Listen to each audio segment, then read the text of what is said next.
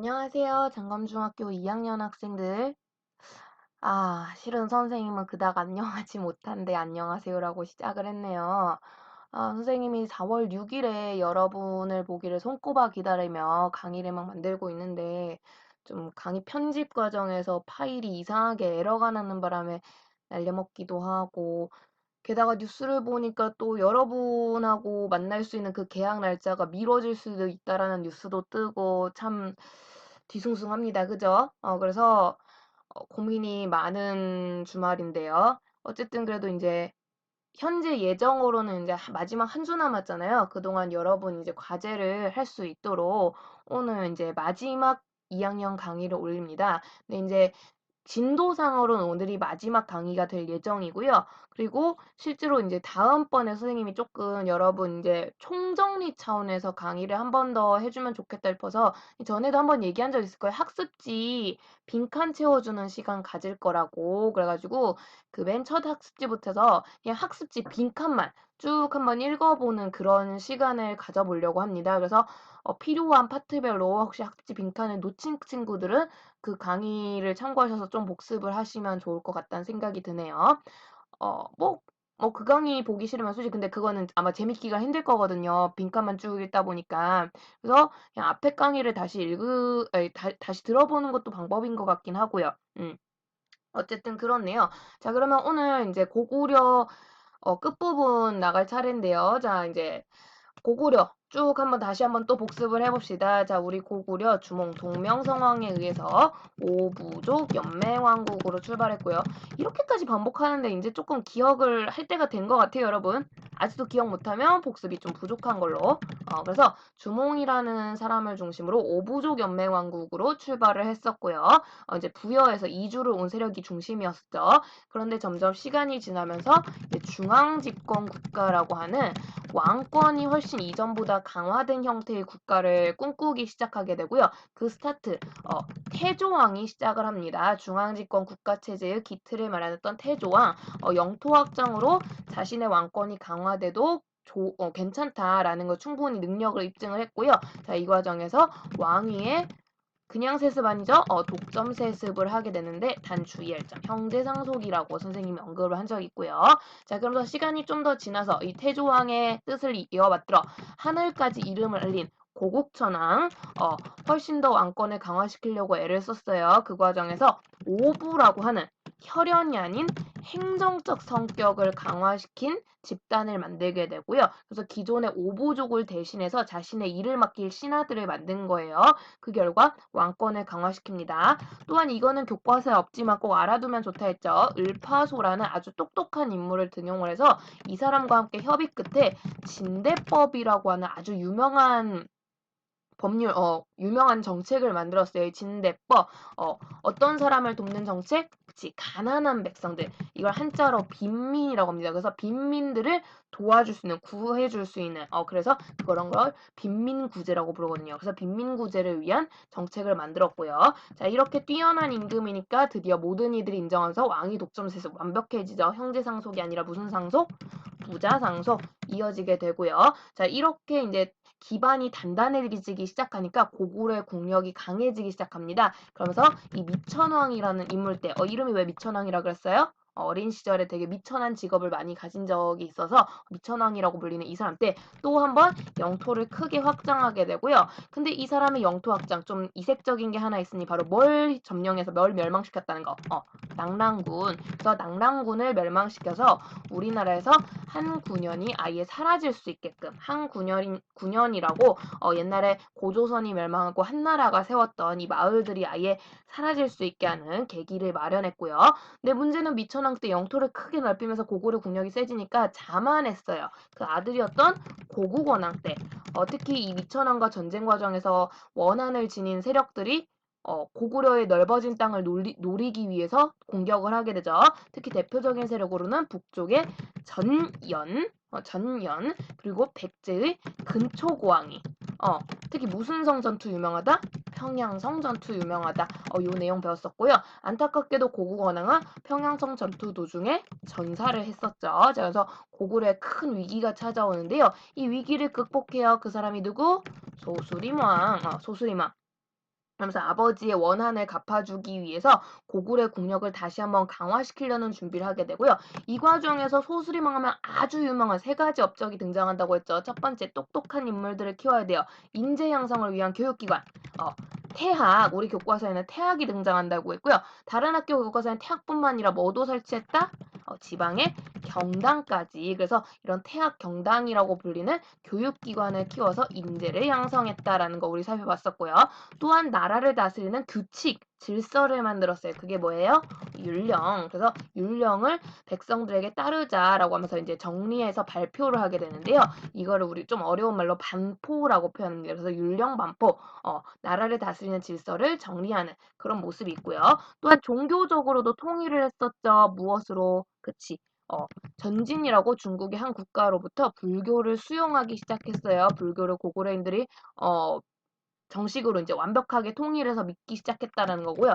이걸 통해서 백성들의 마음을 하나로 민심을 통합하는 정신적 통일의 효과를 가져오게 됩니다.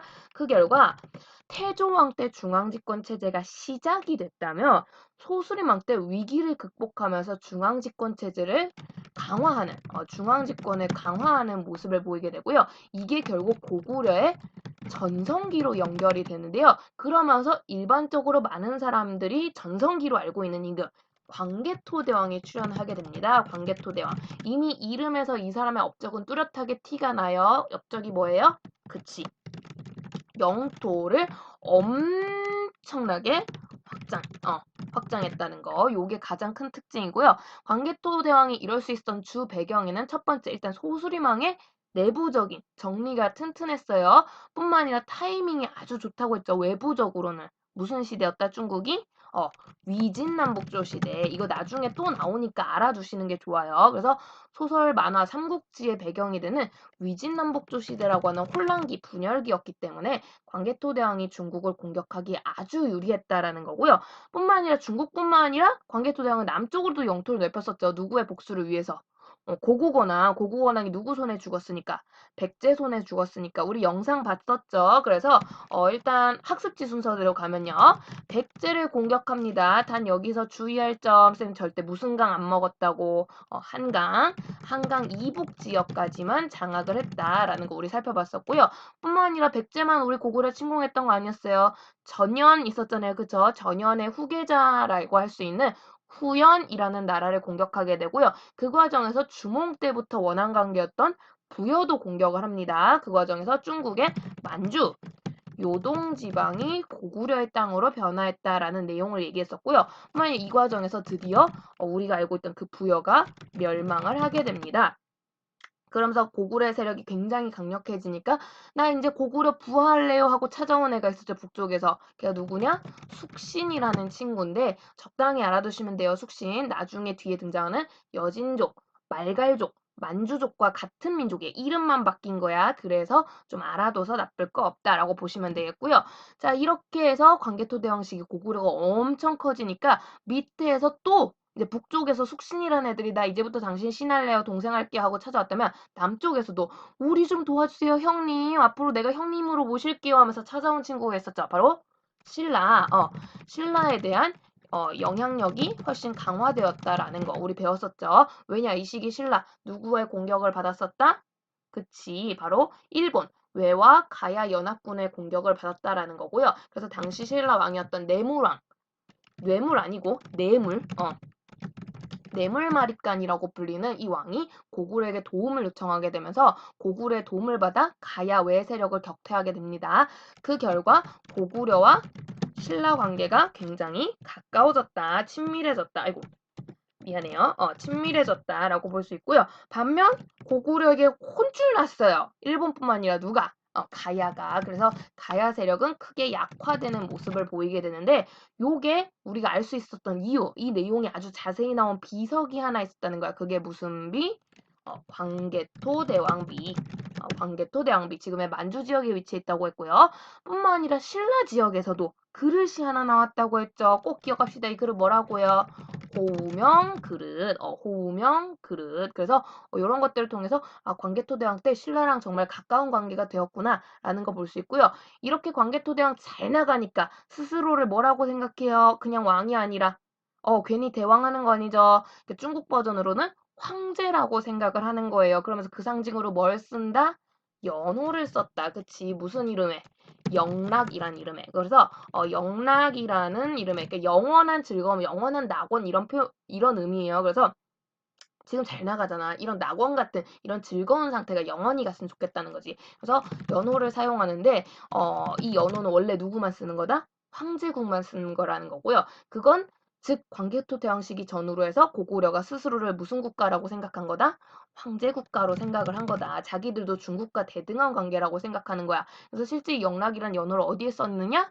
광개토 대왕비에 썼다. 광개토 대왕비에 보면 영락 몇 년에 광개토대왕께서 무슨 일을 하셨다 이런 내용이 있거든요. 우리 저번 시간에 영상 봤잖아요, 여러분. 그 선생님 드라마 영상 좀 화질 꿀인 거 보여줬잖아요. 그 영상에서도 여러분 잘 들어보시면 그 나레이션 나오면서 영락 몇 년, 영락 몇 년 이렇게 얘기를 해요. 그래서 이 연호를 되게 많이 썼다라는 거고요. 그래서 광개토대왕식이 엄청 잘 나가는데요. 근데 여러분 실제로 굳이 우리가 고구려에서 전성기 임금 하나 뽑아라 하면 실제로는 광개토대왕이 아닙니다. 전성기 임금은 바로 그 다음 광개토 대왕의 아들이 전성기인데요. 바로 이 사람 장수왕입니다. 장수왕. 이름 그대로 엄청 오래 살았다고 해서 이 사람이 장수했다고 장수왕이에요. 그래서 고구려 전성기를 오랜 기간 이끌었던 임금인데요. 왜 장수왕 때가 전성기냐? 광개토대왕이 더 유명한데 할 수 있는데 실제로 이제 영토의 대부분은 광개토대왕 때 엄청 넓히긴 하는데 영토적으로도 가장 넓었던 시기가 실제로는 장수왕 시기고요. 장수왕이 똑똑했거든요. 그리고 그뿐만 아니라 나중에 여러분 백제신라하고 선생님이 한 번 더 설명할 건데 보통 우리가 삼국시대 전성기 임금을 뽑아라고 하면은 반드시 그 나라에 한강을 가지고 있어야 돼요. 한강을 가졌을 때만 우리가 전성기라고 보통 얘기를 하거든요. 근데 광개토대왕 선생님이 얘기했잖아요. 뭐 안 먹었다고. 한강 안 먹었다고. 그래서 그러니까 보통은 광개토대왕 시기부터 장수왕 시기까지가 고구려 전성기다라고 이제 많이 표현을 하는데 굳이 문제에서 굳이 한 명을 골라라라고 하면은 그건 장수왕이 되겠습니다. 무슨 강을 먹어서? 한강을 먹어서 즉 장수왕도 영토 확장을 했었다라는 얘기가 되겠는데요.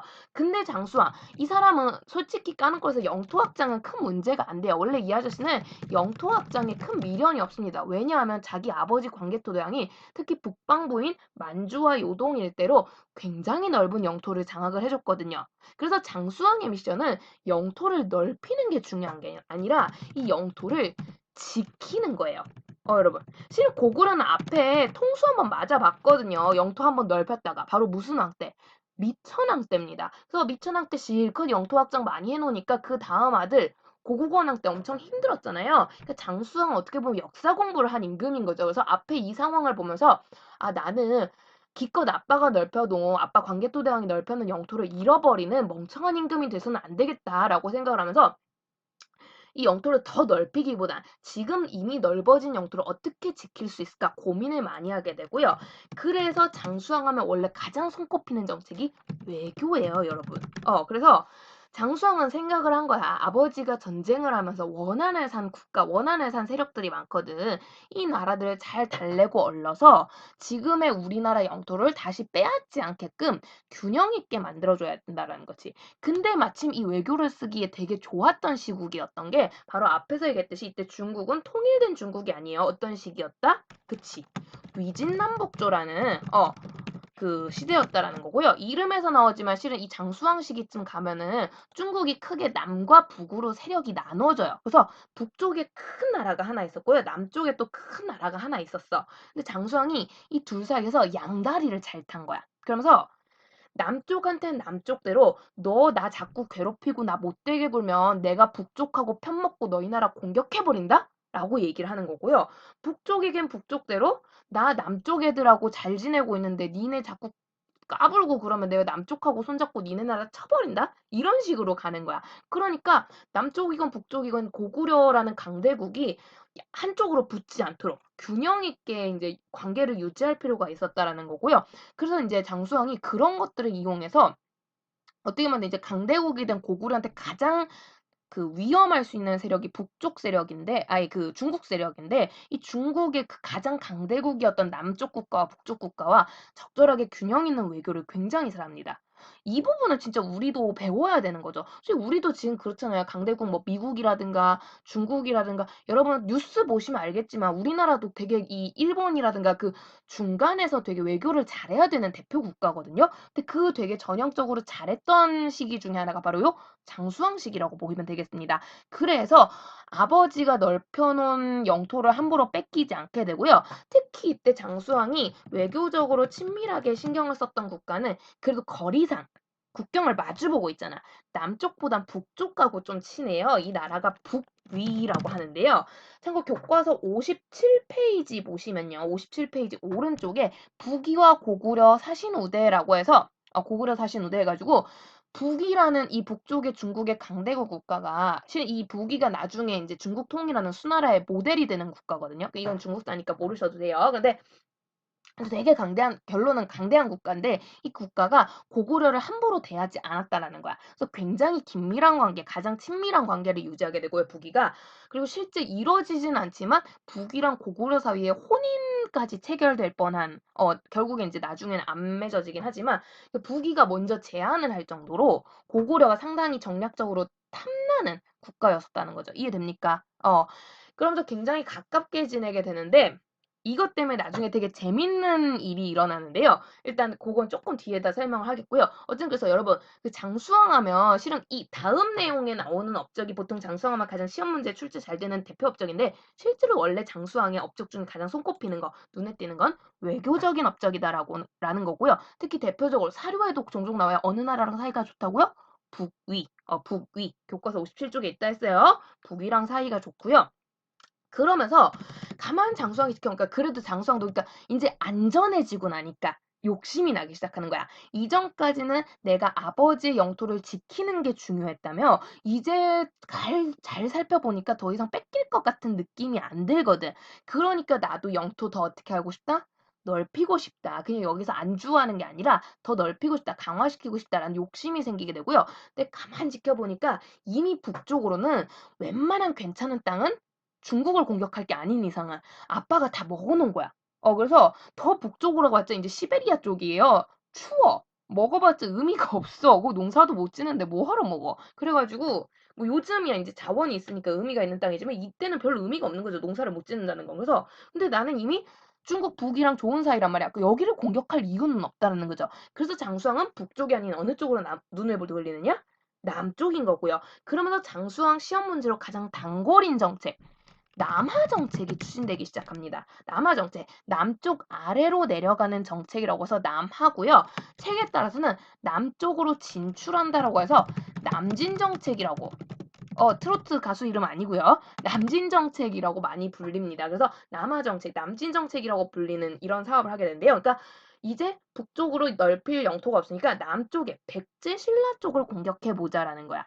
솔직히 그러면서 특히 남쪽은 날씨가 좋잖아. 평야도 많잖아. 그러니까 먹기 좋은 땅이라는 거지. 그래서 눈을 돌리게 되는데 근데 가만 보니까 이 남쪽을 공격하려고 준비를 하다 보니까 57쪽 지도를 같이 보시면 좋아요, 여러분. 당시 고구려의 수도가 국내성이라는 곳이었는데 이 국내성이 남쪽으로 가기엔 너무 멀리 있다라는 거야. 실은 이 시기 전쟁은 그렇잖아요. 요즘처럼 비행기 타고 가고 막 탱크 타고 가고 그런 게 아니기 때문에 직접 걷고 직접 말 타고 이동을 해야 되는데 그게 체력 낭비가 엄청나다라는 거지. 그래서 이왕이면 전쟁을 하는 곳하고 가까운 곳이 좋겠다라는 거야. 그러면서 장수왕은 난 이제 남쪽으로 진출할 거야라는 그걸 보여주듯이 수도를 옮겨요. 그래서 수도를 옮겨서 남쪽으로 진출할 거야라는 걸 보여주게 되는데요. 바로 이 옮긴 수도가 어디냐? 지금 북한의 수도인 그 유명한 평양이죠. 고국 원앙이 지켜냈던. 그래서 평양성이 되겠고요. 이때부터 고구려는 멸망할 때까지 쭉 평양에서 수도 생활을 하게 됩니다. 근데 이 평양성천도 일단 내세워요. 신하들아, 내가 앞으로 백제신라 남쪽을 가기 위해서 평양성으로 이동할게라고 얘기를 하는데 여러분 수도를 옮겨요. 자, 이게 엄청난 의미를 지닌다라는 거지. 수도 가장 당시 핵심지대 아닙니까? 오늘날도 여러분 제일 중요한 도시는 서울이잖아요. 그러니까 수도라는 건 굉장히 의미가 깊은 도시고요. 조금 이제 세속적으로 말을 하자면 땅값이 비싼 이게 가치도가 높은 땅이거든요. 그러니까 이런 땅들은 주로 누가 장악을 많이 하고 있느냐? 있는 집 애들인 거죠. 그래서 귀족들이 여기 땅을 장악을 많이 해놨거든. 세력을 키워놨거든. 이 수도를 중심으로. 수도가 제일 중요한 도시니까. 근데 그 수도의 위치를 바꾼 거예요. 그게는 요즘으로 비유하자면 땅값이 뚝 떨어지는 거죠. 내가 옛날에는 서울에 명동에 땅 있다 그러면서 막 몇십억짜리 부자야 하고 있었는데 수도가 옮겨진 거야. 명동 땅값이 어떻게 될까? 떨어진다라는 거고요. 그만큼 그럼 귀족 세력은 강해집니까? 약해집니까? 약해지는 거죠. 그래서 이 평양성 천도는 표면적으로 겉으로 드러나게는 남하 정책을 위한 천도지만 실제 그 안에 장수왕이 노린 또 하나의 효과가 있었으니 바로 귀족 세력 약화입니다. 어디를 기반으로 하는? 수도를 기반으로 하는 바로 국내성. 수도를 자기의 근거지, 중심으로 잡고 있는 귀족 세력을 약화시킨다는 거야. 이해됩니까? 그러면서 귀족이 약화된다. 이건 바꿔 말하면 반대인, 누구는 세진다? 왕은 세진다는 거거든. 그래서 장수왕은 이제, 그러니까 이게 일명 꿩 먹고 알 먹고인 거죠. 일거양득. 그래서 가지 잡고 도랑치고 가지 잡고 약간 이런 효과로 평양선천도를 통해서 남쪽으로 영토를 넓힐 수 있는 그러한 준비 작업을 함과 동시에 수도 기반 세력의 그 귀족들을 약화시켜서 왕권을 강화시킵니다. 그러니까 굉장히 세력이 커지게 되는 거고요. 근데 가만 보니까 남쪽에 먹을 만한 애가 크게 셋이 있어요. 하나는 백제고요. 하나는 가야고요. 하나는 신라인데요. 장수왕이 가만 보니까 이 중에서 제일 욕 안 들어 먹으면서 먹기 좋은 나라 어딜까요? 그죠. 좀 신라는 좀 그래. 바로 직전에 아버지인 광개토대왕 때 친밀한 관계를 만들어 놨기 때문에. 그래서 실제로 신라가 형님 하면서 나름 잘 모시고 있는 상황이었고요. 가야 이미 아빠한테 호준이 나가지고 역시 꼼짝도 못하고 있어요. 좀 불쌍한 애들이요. 얘 공격했다가 좀 많이 욕먹을 것 같아. 그런데 여기서 제일 고구려한테 딴지 걸면서 깝죽거리는 게 누구냐?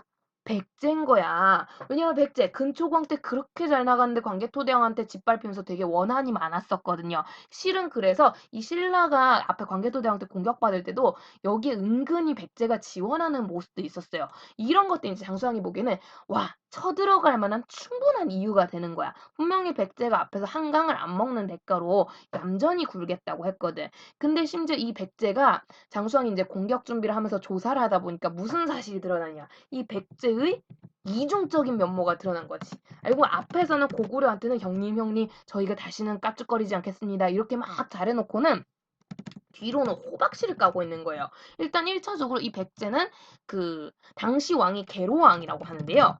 되게 좀 유명한 왕이라 아는 친구도 있을 것 같아요. 계로왕이라고 하는데 이 계로왕의 아버지 시절부터 그 고구려를 견제하기에 보니까 고구려가 남쪽으로 오려는 모양새가 보이거든. 그래서 이 계로왕의 아버지 때 이미 신라야 너 자꾸 그렇게 고구려 믿으면 뒤통수 맞는다. 너도 뒤에 백을 만들어 놔야지 하면서 신라와 연합을 준비해요. 그러면서 둘 사이에 동맹이 생기는데 요 동맹을 흔히 나제 동맹, 신라의 라와 백제의 제를 따서 나제 동맹이라고 하고요. 이 계로왕이라는 임금 때 이 나제 동맹이 본격적으로 공고화되는, 그러니까 단단해지는 그런 모습을 보입니다. 그래서 나제 동맹, 즉 고구려가 침공할 것을 대비하는, 저기 형님 하면서 만약 믿는다면 이런 모습을 할 이유가 없잖아. 물론 왕으로서는 현명한 거지만. 그래서 고구려가 보니까 이거 좀 불안한데 얘네 왜 손을 잡지? 약간 이럴 수 있는 모습들이 나타났던 데다가 나제 동맹 체결을 통해서 그러면 계로왕이 편지를 했어요. 누군가에게. 누구에게 편지를 쓰냐? 바로 중국의 북입니다. 계로왕이 가만 보니까 이 당시 고구려를 견제할 만큼 강력한 국가라고 볼 수 있는 게 북이었거든. 그래서 중국에 있는 북이에게 편지를 써. 황제폐하. 저는 백제라는 작은 나라의 계로왕이라는 인간인데 지금 저희 윗동네에 있는 고구려의 장수왕이라는 놈이 아주 인성 쓰레기라서 막 천도한다고 난리치면서 신하들도 괴롭히고 백성들도 괴롭히고 심지어 이 밑에 있는 작은 나라인 우리들도 괴롭히고 아주 못돼 처먹었어요. 그래서 내가 도무지 못 참고 공격을 하려고 하는데 내가 고구려 공격할 때 니네가 뒤에서 고구려 공격하면 우리 같이 공격을 해주면 서로 영토 먹고 좋지 않겠니 하면서 그런 내용의 편지를 써요. 근데 여러분 문제는 이 북이 누구랑 절친이에요? 그치. 고구려랑 절친이거든. 그래서 이 북이가 야, 좀 곤란해. 내 절친 베프야 고구려는 하면서 이 요청을 거절을 해요. 계로왕의 요청을. 같이 공격하자. 완전 계로왕은 뒤에서 호박씨 까고 있었던 거지. 근데 여기서 더 좀 어처구니가 없는 게 부기가 이거를 그냥 깐 게 아니라 편지를 계로왕이 그렇다고 한 번 안 하거든. 10번 찍어 안 넘어가는 나무 없다면서 몇 번 편지를 보내는데 이게 좀 아닌데 하면서 부기가 이 편지를 장수왕한테 보내요. 그래서 "장수왕아 너 좀 남쪽 애들하고 잘 좀 지내라." 이러면서 자기 딴엔 좋은 의미야. "잘 좀 지내 봐라. 얘네가 좀 너에 대한 오해를 하고 있는 것 같다." 이러면서 편지를 주는데 장수왕 입장에서는 완전 뒤통수 빡인 거죠. 씨 백제 얌전히 놔뒀더니 이것들이 감히 우리 공격을 할 준비를 해.'라고 하면서 결국 이러한 현상들이 겹치게 돼서 남하 정책은 사실상 백제 공격에 중심을 두게 되고요. 그래서 장수왕은 백제 침공을 하게 됩니다. 근데 가만 보니까 계로왕이 여러분 하는 짓 보니까 똑똑한 임금이죠. 준비를 아주 단단히 해놓은 거야. 자기가 이런 거 하다가 들키면 또 고구려가 쳐들어올 걸 아니까 군사력도 키워놓고 성도 정비하고 되게 훌륭한 임금이었어요. 계로왕은. 그러니까 너무 정치를 잘하는 거야. 장수왕이 그래서 자기도 자기 나름의 준비를 했고 우린 강대국이지만 이대로 백제를 공격하면 설사 이기더라도 피해가 너무 클 것 같아. 피해가 너무 클 것 같아. 그래서 어떻게 하면 그렇잖아요. 그 영토 뺏어도 그에 준하는 피해를 받으면 좋은 전쟁이 아닌 거죠. 피해는 최소화하고 영토만 툭 먹는 게 제일 좋은 전쟁이란 말이야. 그래서 계로왕의 힘을 약화시킬 계로왕을 좀 멍청이로 만들 방법이 뭐가 있을까 고민을 합니다. 근데 이 장수왕이 이렇게 보니까 정보를 되게 잘 모으는 임금이죠. 모아 보니까 이 계로왕의 약점이 하나 있어요. 계로왕이 참 현명하고 똑똑한 임금인데 이 사람이 덕질을 하나 하고 있다라는 거야. 이거에 미쳐 있어. 바로 바둑입니다. 요즘은 바둑 두는 사람 별로 없던데. 옛날 그 응답하라 1988에 나오는 박보검 저리가라 할 정도로 계로왕이 엄청 바둑을 잘 두는 사람이었다고 하고요. 그래서 자기가 아무리 나란 일을 열심히 보다가도 바둑 경기 한번 시작을 하면 날이 새는 줄도 모르고 계속 바둑만 뒀다고 해. 그러니까 되게 실력자면서 완전 덕후였는데 이 소식을 듣고 장수왕이 이걸 이용합니다. 그래서 당시 고구려 안에 있던 도림이라고 역시 바둑을 되게 잘 두는 스님을 첩자로 보내요. 그래서 이 도림이 자신의 바둑 실력을 이용해서 계로왕과 가까운 사이가 되어가게 되고요. 그래서 이 도림이 바둑을 두면서 은근슬쩍 이제 계로왕한테 한마디씩 쏩니다. 되게 친해지고 나서부터는 전하, 오늘 바둑 경기도 너무 즐거웠습니다. 근데 우리 이렇게 훌륭한 바둑 실력을 가진 계로왕께서 살고 계신 집이 너무 초라하고, 그러니까 궁궐이 너무 작다는 거야. 작고 초라해서 제가 항상 바둑 경기 하러 올 때마다 마음이 아픕니다. 이러면서 그래. 아니, 우리 임금님이 그렇게 대단하신데, 궁궐만 보면 쌍그지가 살고 있는 것 같아. 막 이러면서 막 도림이 이런 식으로 바람을 넣어요. 근데 이게 하루 이틀 3일 4일 쌓여가니까 계로왕도 그런가? 하면서 귀가 팔랑팔랑팔랑 하기 시작하는 거야. 그러면서 계로왕이 어느 날부터 궁궐을 증축하기 시작해. 궁궐을 업그레이드 하는 거야. 근데 이 업그레이드 하는 돈이 다 어디 나올까요? 세금인 거죠. 그러면서 이 도림의 부추김에 넘어가서 계로왕이 어느 날부터 세금의 양을 증가시키기 시작해요. 백성들 등골 빠지는 거죠. 그 상황에서 이제 집을 딱 하고 지었어. 그러니까 도림의 막 너무 멋진 궁궐이 되었습니다. 진짜 임금님에게 어울리는 궁궐이야. 이미 근데 재정 엄청 낭비한 거죠. 그 상황에서 임금님 근데 집이 이렇게 번듯하고 멋있는데 우리 임금님 입고 계신 옷은 이게 뭐요? 옷이 찌질이잖아. 패셔니스타가 돼 주셔야지. 이런 집에서 사는 분이. 그러면서 또 비단옷, 금은보화 막 이런 거를 걸치도록 또 부추겨. 그러고 나서 또 그거 하고 나면은 근데 또 우리 임금님 먹는 게 너무 부실하시네. 이거 먹고 나랑 바둑해서 이기겠어? 하면서 또 먹는 것도 막 사내진미로 막 부추기니까 온갖 방식으로 계로왕이 돈을 낭비하도록 만드는 거예요.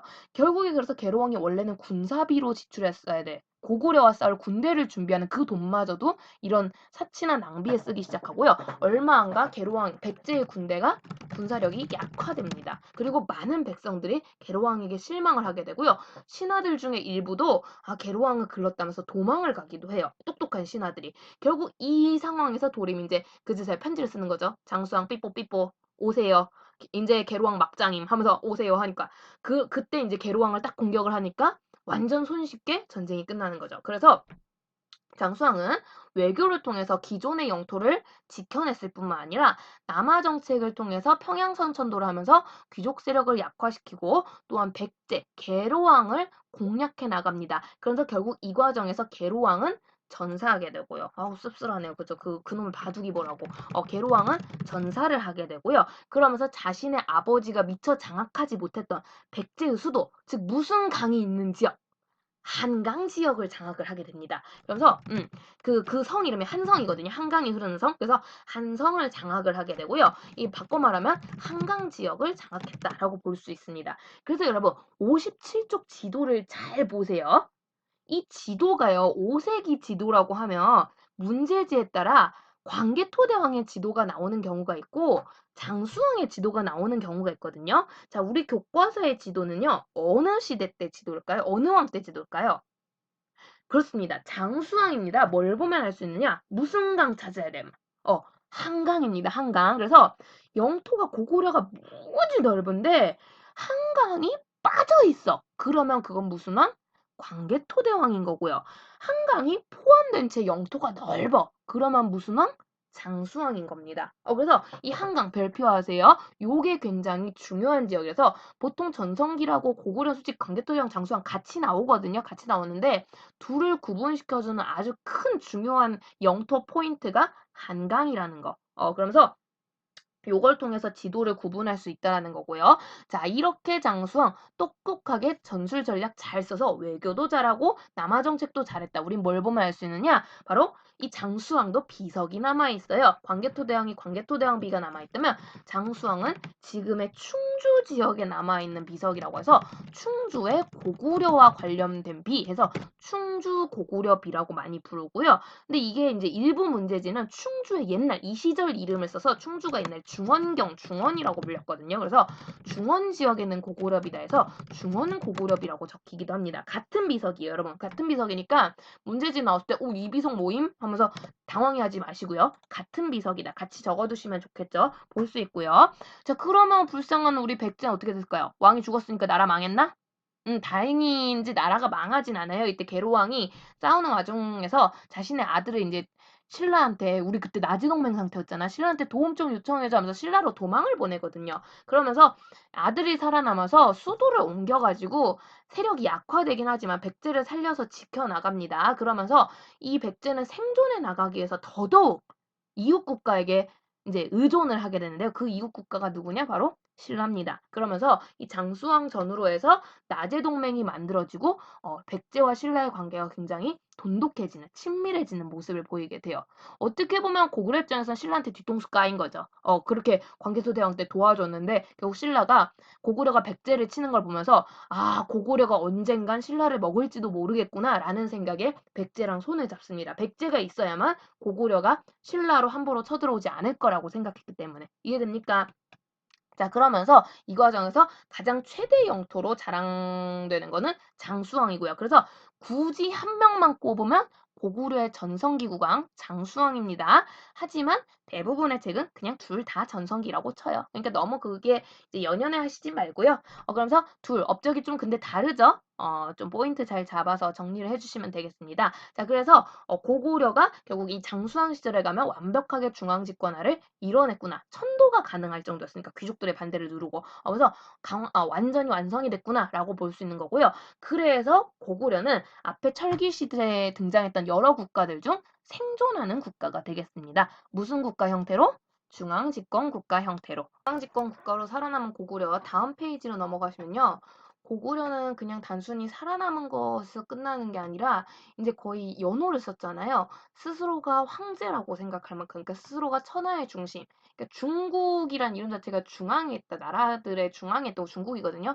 그러니까 그런 비슷한 의식을 가지게 돼요. 그래서 우리 또한 중국 못지않게 뛰어나다. 그러면서 우리야말로 중심이다라는 그런 되게 자부심을 느끼게 되고요. 그런 걸 우리는 고구려인들의 천하관 뭐 이런 식으로 많이 얘기를 합니다. 그래서 굉장히 자부심이 강했구나라는 거 확인을 할 수가 있고요.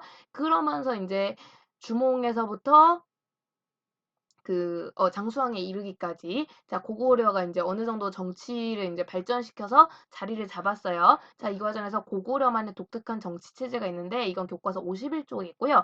자, 이건 다른 삼국하고도 형태는 같습니다. 형태는 다른데 이름하고 좀 내용이 달라요. 그래서 살펴보시면요. 일단 고구려 중앙 집권 국가라는 형태로 국왕의 힘을 굉장히 강화시켜 놨지만 그래도 이제 그건 이제 나중의 일인 거고 결국에 스타트를 보면 귀족 세력을 무시할 수가 없어요. 그리고 이제 국왕이 왕권을 강화시킨 후에도 왕이 혼자서 나라를 다스리는 게 아니기 때문에 이제 왕 밑에 있는 이 아이고 구족이 아니고 귀족들의 역할이 굉장히 중요해지는데 이 귀족들이 모여서 자기들끼리 회의하는 공간이 생겨요. 이 회의하는 공간을 제가회의라고 부르게 됩니다. 제가회의. 그래서 국가의 중대에서 아주 나랏일 중에 중요한 것들을 논의하기에 고구려 귀족들이 모여서 회의하는 기구고요.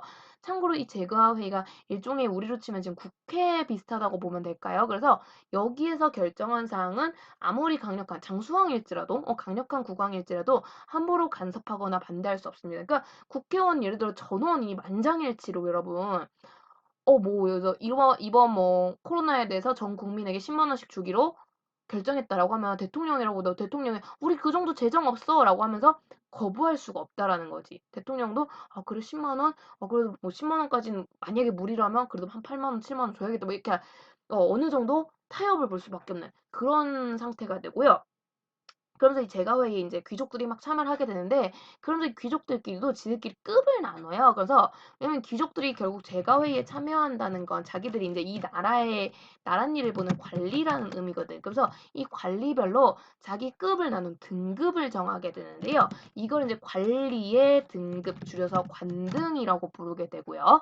그거는 이 관등 중에 가장 높은 자리에 있는 사람을 대대로 이 관리를 의미하는 단어로 대로라는 말을 많이 썼거든요. 근데 대로 중에 가장 큰 대로다 해가지고 대대로라고 부르게 되고요. 이 대대로를 중심으로 10여 등급의 관리를 이제 임명을 하게 됩니다. 왜 딱 부러지게 숫자를 얘기 안 하고 10여 등급이라고 하냐면 고구려는 이제 왕의 권한에 따라 관등의 수가 약간 바뀌어요. 어떤 때는 15이었다가 어떤 때는 16이었다가 그러니까 15등부터 1등까지 있었다가 어떤 때는 16등부터 1등까지 있었다가 이게 약간 숫자가 다르거든. 그래서 보통은 이걸 딱 부러지게 정리를 안 하고 그냥 10여 등급이다 얘기를 하고요. 이 관리들하고 논의 끝에 나라를 다스릴 때 우리도 지금 대한민국 크게는 한 덩어리지만 실제로는 서울시, 부산시, 뭐 경상도, 전라도 하면서 이렇게 막 나눠서 이제 나라를 다스리잖아요. 그런 식으로 해서 수도나 지방 지역을 행정구역을 나누게 되는데요. 자, 고구려는 출발부터 숫자가 몇 개로 출발했었죠, 여러분 기억납니까? 그죠, 5죠. 그래서 5부족으로 출발했기 때문에 그 영향을 받아서 행정구역을 나눌 때도 항상 5를 기준으로 나눕니다. 그래서 수도 지역을 5개의 부, 그러니까 우리 지금 왜 서울에 영등포, 명동 막 이렇게 나누어져 있는 것처럼 그런 구역을 5개로 구분하고요. 또한 지방 역시도 크게 우리가 이제 지방에 서울시 제외하고 울산, 경주, 부산 이렇게 나누는 것처럼 그런 형태로 5개를 또 유지해요. 그걸 또 5부라고 불러. 그래서 수도 5부, 지방 5부 이렇게 나눠서 통치하고요. 지방에는 또 그에 맞는 관리들을 파견을 했다고 해요. 어, 하면서 고구려만의 정치 체제를 만들었다고 합니다. 여기까지 정리를 해주시면 고구려사 큰 줄거리, 중앙집권 국가로 가는 큰 줄거리는 정리가 된 거고요. 참고로 선생님 수업 시간에 했던 여러 가지 재미있는 이야기들 여기 이제 정리가 돼 있으니까 혹시 공부하다가 심심하시면 한번 읽어보시는 게 좋을 것 같아요. 읽어보셔도 좋고요. 그리고 이제 고구려가 끝났으니 이제 우리 고구려가 근데 다는 아니죠. 삼국시대잖아요. 고구려 다음으로 이제 백제와 신라를 이제 순서대로 봐야 될 텐데 일단 예정상으로 현재 방침상으로는 4월 6일 개학 이후에 백제사부터 시작할 예정이고요. 근데 만약에 연장이 되면 또 이제 영상으로 만나뵐 수밖에 없겠네요. 그때 진도를 어떻게 할지는 가서 이제 방침이 뉴스 나오면 그때 알려드리도록 하겠고요.